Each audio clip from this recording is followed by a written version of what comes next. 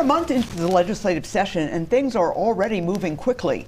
And the PRO Act codifying abortion rights is poised to hit the governor's desk this week.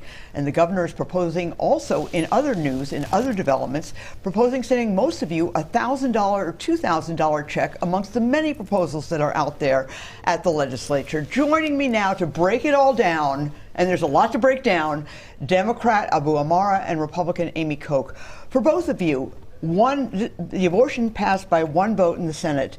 Is that the harbinger of things to come? So I think that the legislature has taken off like a rocket ship. They are passing a lot of stuff very quickly, and they're passing some really big items that were some promises they made on the campaign trail. I think where this unity starts to break on the rocks is the budget. And we're already seeing that now. The governor's budget is out, and there's been some agreement from the legislature on his items and some disagreement. And so I think that budget, which is going to be the main thing that has to get done this session, is where you're going to start to see some division. Well, this gets interesting here, but let me ask you, Abou, $1,000 and $2,000 Walz checks. We're calling them Walz checks, and even though I don't think the governor is anymore, but it's just easier to understand. We've got a graphic that shows who would get these checks under the governor's proposal, and we'll put that up here. $1,000 for those making less than $75,000, $2,000 for families making less than $150,000, and you could actually go up to, I think, $3,200 with 3 children. A lot of Democrats don't like this and are actually opposed to this. Is that going to hang up this bill? Will that prevent these checks from getting out? So ultimately, I don't think it is going to. There is a debate within the Democrats right now about how to invest back in Minnesotans, how to return dollars to them. I think the governor's proposal is about making a promise and keeping the promise. Remember, 1 year ago, that we had a divided legislature. The governor said, I'd like to send checks back to Minnesotans. It was blocked, in my opinion, by the Senate Republicans. The election changed that dynamic, and so the governor wants to fulfill that promise and send checks back to Minnesotans. I think it will ultimately happen. What the number is, we'll end up seeing at the end of the session. One of the things the governor proposed is kind of going halfway on the Social Security tax check. For those of you, and I think many of you know, Minnesota is one of 12 states in the country, or 13 states in the country, that taxes Social Security benefits.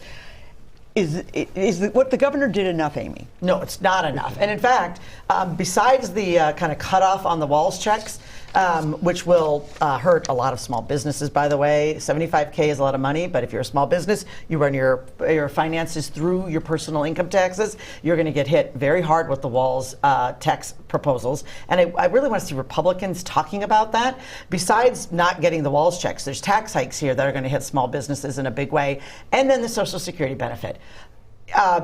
Several legislators, including several Democrat legislators, have said 100%, 100%. To make Minnesota competitive, to make it fair for all retirees in the state, Social Security taxes should not be taxed at any level. That seems fair. That seems to be what people wanted last time around, and it's disappointing to see the rollback on that. But Abou, it seems, looking at this budget, there are extraordinary things for people with young children, middle to lower income, really all kinds of tax breaks, incentives, spending on education.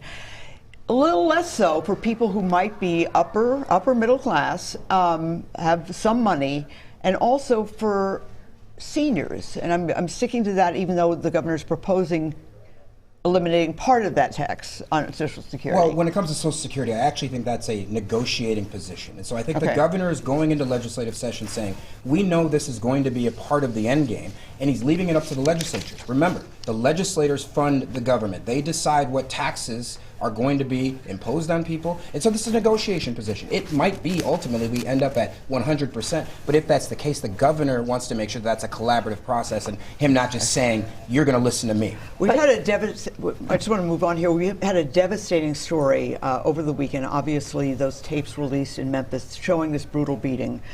There have been pushes, some have worked, some have not worked, for police reforms and changes. Is that going to go anywhere? So that's interesting to me because that has been remarkably absent right now at the Capitol. And to say, cannabis is a big issue that's going forward, paid family medical leave, the PRO Act that just passed. Those have been the top priorities. I am surprised, given how important the whole public safety, law enforcement reform, everything that was talked about this campaign, it is one of the big, sort of crickets chirping at the Capitol. What is happening there, and why isn't something moving? Well, Abou, do you agree with that? And also, gun control. There are measures going forward that would put limits on terms of, well, not limits exactly, just, you'd have to register if you got it from a gun show.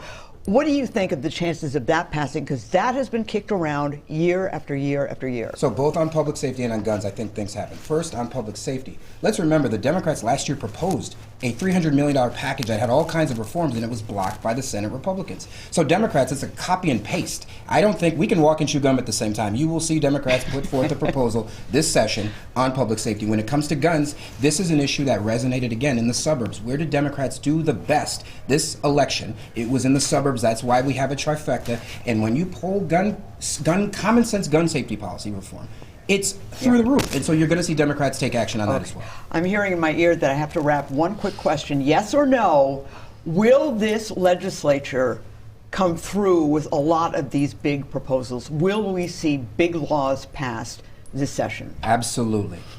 For better or worse, yes. You think it will happen? Just I think so. Okay. For better or worse? Worse probably for Republicans. I don't agree with all of them. Okay. All right. Thank you so much, Abou Amara and Amy Koch. Always a pleasure. Great to have you, not even on election night, but just on a Sunday. Great to be back.